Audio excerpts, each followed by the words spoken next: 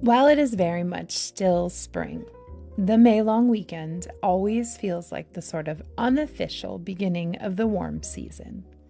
This past weekend, this was especially true.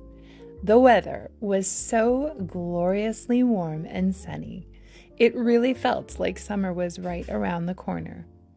Now, I'm perfectly content to still enjoy a slow spring.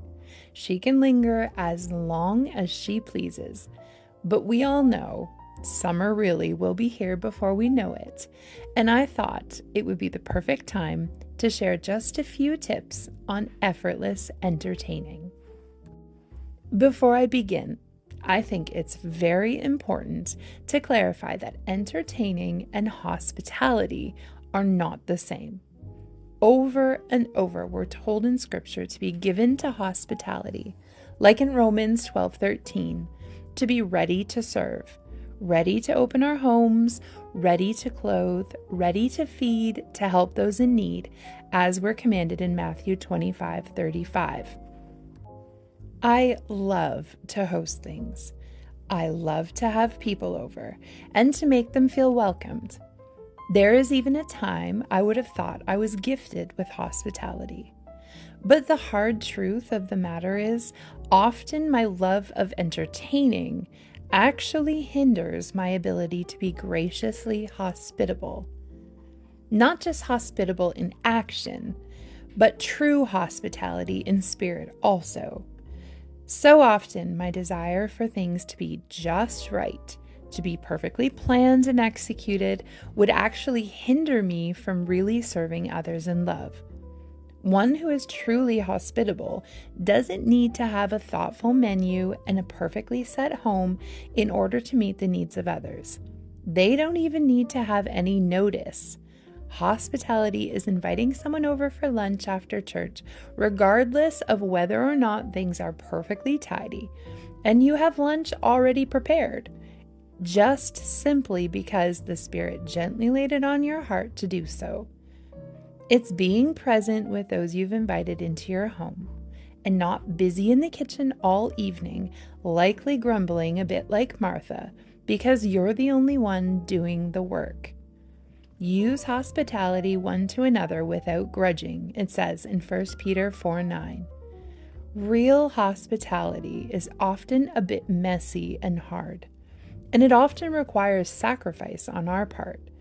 There's nothing wrong with desiring to serve others well, to put thought into things, and to take care to make those we invite feel special, as though you've gone to extra effort in their honor.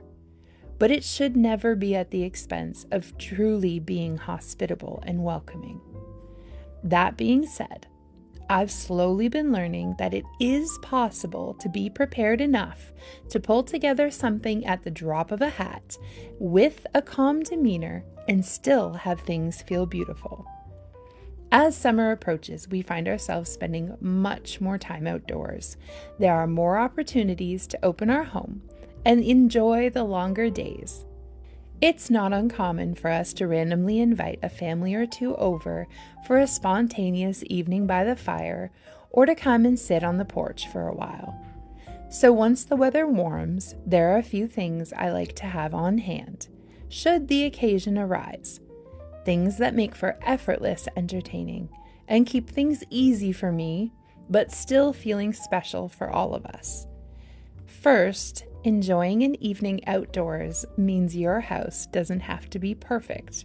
Not that it needs to be, but it's definitely easier to just clean a bathroom and let the rest be. No one will really see it anyway.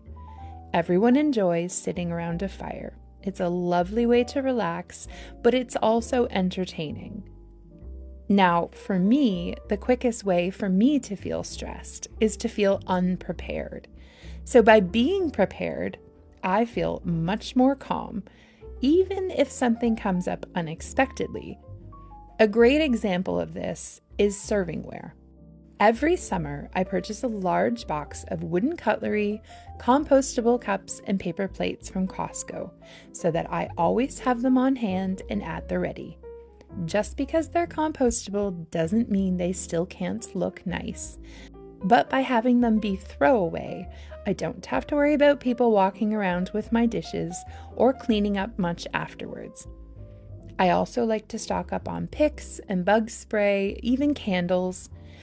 I also like to keep a few packs of hot dogs and smoked sausages in the freezer, just for these kinds of nights. Even if you're in a pinch, they thaw quickly in a sink of hot water.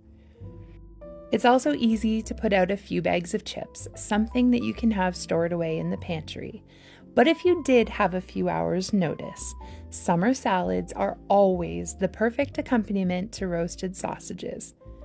I always like to keep the basic ingredients for some sort of pasta or potato salad on hand. They are so versatile, and there are so many variations that you can do. But they're also easy to whip up ahead of time and then leave in the fridge until you're ready to serve them. By having everyone cook their sausages on the fire and having your salads done ahead of time, you don't have to spend any time in the kitchen, save a few moments to throw together a tray of condiments to bring out. And for dessert, a fire means roasting marshmallows, and there's not an easier dessert than s'mores.